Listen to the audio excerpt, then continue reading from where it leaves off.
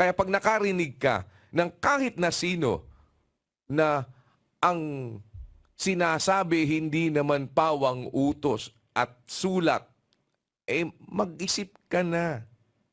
Kapag ang ipinangangaral, hindi naman yung aral, hindi naman yung utos, ayan ang aral eh. Yan ang ipangaral. Yan ang ipinangangaral natin.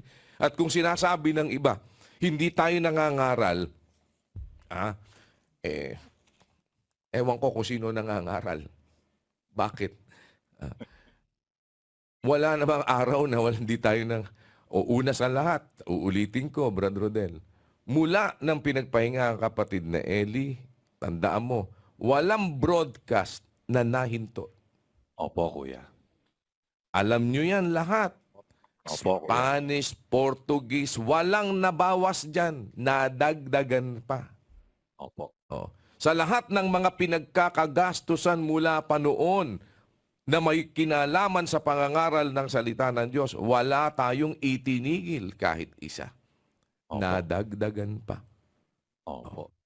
At Lunes, kung ikaw ay nandyan, hanggang Biyernes, meron tayong serbisyong kapatiran. Nag-uusap-usap tayo. At nandyan dyan, merong mga katwiran tayong pinag-aaralan. Pagkasasabi mo, hindi pinangangaral ang ebanghelyo, kasi nga, hindi mo naman pinakikinggan yung ebanghelyo pag ganun. Ang pinakikinggan mo nga, indredos. Doon ka na, ears open. May prayer meeting, Miyerkules, kagaya ngayon, di ba? Tapos, bukod pa dun sa regular na mga ginagawa natin talaga, sa Sabado, may prayer, meron tayong worship service in the morning, may pasalamat tayo sa hapon. Andyan lahat, meron tayo ngayong ginagawa. Merong mga,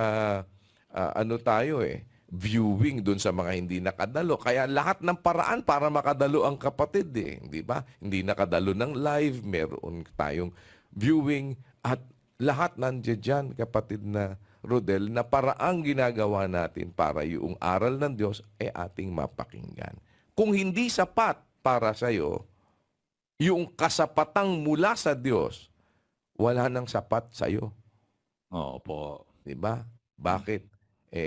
Kasi hindi naman ang kasapatan doon sa iba na gustong magprope-propeta, yung kasapatang mula sa Diyos na nandyan, ang kasapatan sa kanila, mangalkal ng buhay ng may buhay, manira ng na kung yun ang paniniwalaan ninyo, it's up to you. Diba? We are all free and we live in a free and democratic country, at ang Diyos nagbigay ng free will sa tao. Mamili ka, buhay o kamatayan. And you just have to be careful dahil hindi naman mahirap ang batayan. Andiyan dyan naman, kapatid na Rodel, na pag yan ngayon ang hinawakan mo, yung turo, hinawakan mo yung espiritu na sinasabi ng ating Panginoong Hesukristo, hinawakan nating lahat, magiging matibay tayo, Brad Rodel, sa iisang espiritu at magkakaisa tayo ng kaluluwa sa pagsisikap, sa pananampalataya, saan? Sa Ebanghelyo. Amen. Na nanggaling sa pakikinig. Di ba? Kaya ang sinampalatayanan, Ebanghelyo. Hindi ang sinampalatayanan, yung mga walang katapusang, hindi naman matatapos yung mga na ganyan mga, kaya nga sinabi na, kailang katitigil ng pagpapasama sa daang matwid ng Panginoon? Hindi ba? Ganun naman talaga dun sa mga naniniwala, talagang kahit nung panahon pa ng kapatid na Eli, walang pinakamasamang tao para sa kanila kundi si kapatid na Eli. Ngayon, walang pinakamasamang tao ngayon kung hindi ako. Ganun lang naman yun talaga, hindi ba? Ganun lang talaga yun but does that make you good? Kung ako man halimbawa, for the sake of argument, ang pinakamasama, naging mabuti ka na dahil doon. Ganun lang naman yun. Gusto mo ng hiwaga? Hintayin mo! Maghintay ka! Pakita mo ko. Sabi ni Brad Roland hintayin mo yung mga hiwaga kung papaanong ipinagkaloob sa kapatid na Eli ang mga hiwaga. Hintayin mo rin ang hiwaga. Ayan. Biglang nagsalita na yung kuya. Brad Roland, pasensya ka na ha. Hindi ko kakalkalin ng mga hiwaga. Pasensya ka na, Brad Roland, ako nag-expect ka sa akin ng mga hiwaga. Yan ba ang ka-frequency ni Brad Eli? Si Brad Eli noong araw, sa hiwaga niya, sinanay ang mga miyembro. Mga kapatid, balik kayo sa isang pasalamat. May panibago pong hiwaga na bubuksan sa atin ng Diyos. May panibagong hiwaga na ipapaunawa sa atin ng Diyos. Sa inyo ipinagkaloob ang makaalam ng mga hiwaga ng kaharian ng Diyos. Hindi ba dyan si Brad Eli bumababad nung araw? Diyan niya binibigyan ng diin yung mga hiwaga. Tapos ngayon, may bagong leader na ipinakilalang ka-frequency ni Brad Eli. Mga kapatid, alam niyo ba si Kuya? Kahit po sila magkalayo ng kapatid na Eli, hindi nag-uusap po yung magtsuhi na yan, Yung talata po, mas nauna pang ipaliwanag sa amin ni Kuya bago po si Brad Eli. Magka-frequency po sila. Synchronize po ang isip. Sabi ko, kung ka-frequency talaga yung si Kuya ninyo, dapat yan nakikipag-consultation sa mga miyembro. Dapat siya natatanong ng mga miyembro tungkol sa Biblia. Tama po ba? Dapat ka Kuya nagba-Bible exposition kasi heard truth ang Bible exposition. Dapat siya na nagdodoktrina kasi heard truth ang mga nasa doktrina. Tama po ba? Wala Ayaw magdoktrina. Videos pa rin ni Brad Eli. Ayaw mag-Bible exposition. Wala na nga Bible exposition Kaya yung mga miyembro sa Brazil, mga nag-alisan na, yung mga Brazilian members, nagsitigilan na. Kasi wala nang gawaing pangangaral sa Brazil. Pinitiwan na po yung Brazil kasi si Ulysses na ang may hawak ng mansyon. Hello? Yan ang masaklap na nangyari. Si Brad Eli, pinaasa yung mga miyembro, sabi ni Brad Eli, kasi buhay pa ako. Pag nawala na ako, yung karunungang nasa akin, maibibigay na sa kanya. Kung papaano si Juan Bautista, ang espiritu ni Elias, ay sumama kay Juan Bautista, yan din ang mangyayari kay Kuya kapag nawala na ang kapatid na Eli. Ang espiritu ng kapatid na Eli, sabi ni Sister Luz, naniniwala raw Sister Luz, ang espiritu ni Brad Eli na kay Kuya ngayon. Sabi ko, kung talagang ang espiritu ni Brad Eli narito sa Kuya, dapat ito nagba-Bible exposition. Dapat ito nakikipag-diskusyon, nakikipag-debate kasi yan ang legacy na iwan ni Brad Eli. Hindi naman yung magpakain ng taho.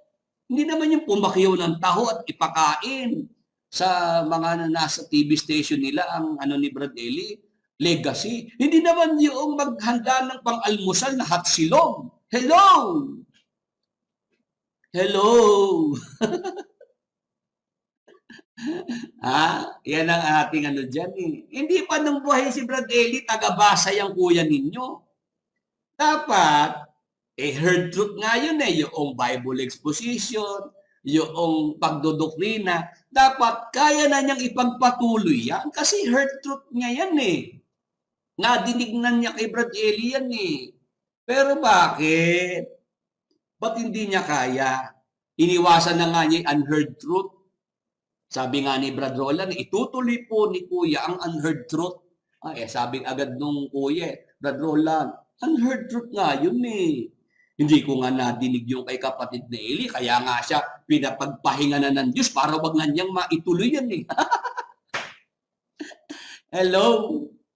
Nung buhay si Brad Eli, yung aklat na may tatak na kasarado, bukas na yon, nauunawaan ni Brad Eli. Nung mamatay si Brad Eli, yung aklat muling naisara at natatakan. Kaya yung mga nakapansin nun, ayawan na eka. Niloloko na tayo ni Kuya. Yung mga nakausap ko, Brad Willie, umalis na kami kasi lokohan na lang eh.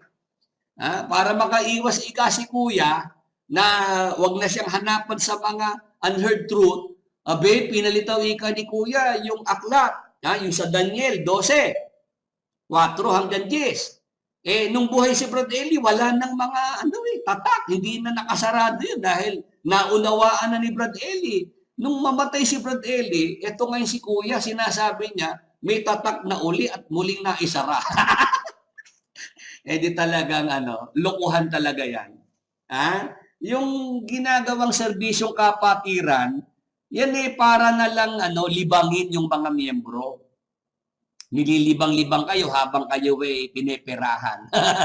Para kumbaga killing me softly yan eh. Killing me softly with this song. Unti-unti kayong dyan, pinapatay para talaga masaid kayo. Meron pang yung parang tawag ng tanghalan na yung kantahan. Tapos batian portion, greetings. Yan, nililibang lang kayo ng bagong leader. Para daw ang mga miyembro nakakausap siya. Pero may meron ng script diyan, lang ang pwedeng mapag-usapan diyan, lang ang pwedeng itanong sa kanya, tungkol sa ang gusto-gusto niyang pag-usapan, yung mga tungkol sa ligawan, yung mga ikaw ay may crush, ikaw ay merong kang gustong ligawan. Yan ang niyan Mr. DJ kaya nung araw yan. Mr. DJ, can I make a request? Pwede ba yung love song ko? At sana'y nakikinig siya, naaalala kaya niya ang love song namin noon na niluma na ng panahon. Mr. DJ. Ako po, ang aking masasabi na lang, kung kayo po ay nakakaramdam na po ng pagod, pagod ng isip, pagod ng katawan, layasan nyo na po. Wala na ho talaga yan. Kung nung araw may inaabangan kayong hiwaga kay Brad Eli, kaya hindi kayo makaalis. Bagamat yung mga hiwaga na yun, ang dami naman hong napamalian na puro. Ang dami na pong mismong umami si Brad Eli. Mali yung mga naunawaan niya at dinadahilan niya si Nicolas Perez. It's high time. It's about time na kayo po'y magpasya, mag-decide. Huwag niya na pong pagpatuluyan yan. Kasi pagka talaga ang inyong grupo, ang inyong samahan, nandyan ang Panginoong Jesucristo, kapahingahan po ang inyong mararamdaman, hindi kapaguran. Mateo 11:28. Basahin po natin ang nakasulat. Sabi ng Panginoong Jesucristo, magsiparito sa akin kayong lahat na nangapapagal at nangabibigat ng lubha, at kayo'y aking papagpapahingahin. 29. Pasanin ninyo ang aking pamatok at mag-aral kayo sa akin, sapagkat ako'y maamo at mapagpakumbabang puso, at masusumpungan ninyo ang kapahingahan ng inyong mga kaluluwa. Ano po ang ino-offer ng Panginoong Jesucristo? Kapahingahan. Kapahingahan ng kaluluwa, kasama na rin yung kapahingahan ng katawan. Tama po ba? Ang ginagawa sa iyo, kapaguran. Pinapagod ang isip, pinapagod ang katawan, para talaga kayo po'y makontrol, para patuloy kayo ma-brainwash.